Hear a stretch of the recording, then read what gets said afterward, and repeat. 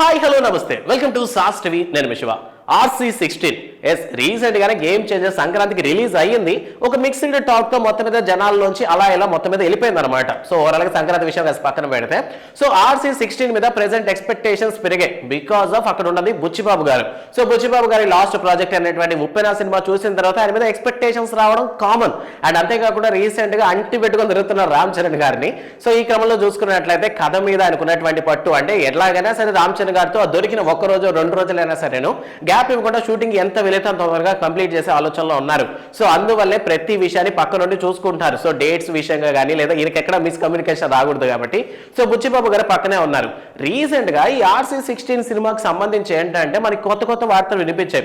Actual గా రెహమాన్ గారి సినిమాకి మ్యూజిక్ అందిస్తున్నారు. సో రెహమాన్ గారు సినిమా పట్టుకున్నారు అంటే సినిమా మీద ఒక ప్రత్యేకమైనటువంటి ఒక ఇంట్రెస్ట్ అనేది క్రియేట్ అవుతుంది. బట్ ఈ మధ్య ఏంటంటే రెహమాన్ గారు కొన్ని పర్సనల్స్ కారణాల వల్ల కొన్ని రీజన్స్ వల్ల సినిమాలో వచ్చి తప్పుకున్నారు. ఆ ప్లేస్ లోకి డిఎస్పీ గారు రావడం జరిగింది అని చెప్పి కొన్ని న్యూస్లు వచ్చాయి. అండ్ దీని మీద మూవీ టీం కూడాను ప్రత్యేకించి ఎక్కడ కూడా స్పందించలేదు. అందువల్ల పక్కాలే ఇదే నిజమని అనుకున్నారు. బట్ మరి వార్తలు ఎక్కువ అవుతున్నట్టు క్రమంలో ఏంటంటే మూవీ టీం అయితే కొన్ని చెప్పింది అనమాట బయటకు వచ్చి.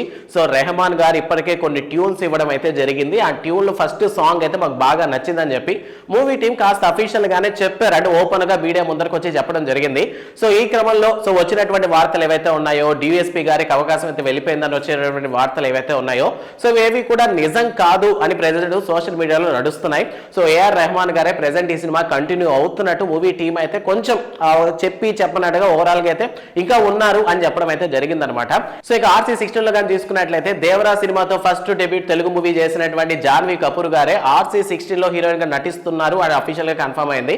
అండ్ ఓవరాల్ గా సినిమాకి సంబంధించి ఈ మధ్య వచ్చినటువంటి ఈ కాంట్రవర్సీస్ ఏవైతే ఉన్నాయో వాటి క్లారిటీ ఇస్తూ మూవీ టీం అయితే ఈ విషయాన్ని అయితే చాలా క్లియర్ గా చెప్పేస్తుంది అనమాట. సో రెహమాన్ గారు సినిమాలో ఉన్నారు అంటే సినిమా ప్రాజెక్ట్ లోంచి రెహమాన్ గారు ఏం తప్పుకోలేదు. మేబీ వేరే సినిమాలకు సంబంధించినటువంటి న్యూస్ అయి ఉండొచ్చు. సో మా సినిమాకి అయితే సంబంధం లేదని చాలా క్లారిటీగా అయితే చెప్పారు. సో రాబోతున్నటువంటి RC16 మీద మీ ఒపీనియన్ ఏంటి? బుచ్చిబాబు గారి డైరెక్షన్ కదా. సో ఆయన మంచి ఒక village backdrop story coastal area stories అంటే బాగా ఇస్తారు. అండ్ దీన్ని కూడా అదే విధంగా ఒక మంచి డ్రామా కామెడీ ఫన్నీగా తీయబోతున్నారు అనమాట సినిమాని. సో ఈ సినిమా ఎలా ఉండబోతుంది అనుకుంటారు అనే విషయాన్ని కామెంట్ సెక్షన్ లో మెన్షన్ చేయండి. ఐ హోప్ ఈ విషయం మీద మీకు క్లారిటీ వచ్చింది అనుకుంటున్నాను. సో ఇంకా ఏదైనా ఇంత మంచి క్లారిటీ మీకు అంటే కామెంట్ సెక్షన్ లో మాతో పంచుకోండి.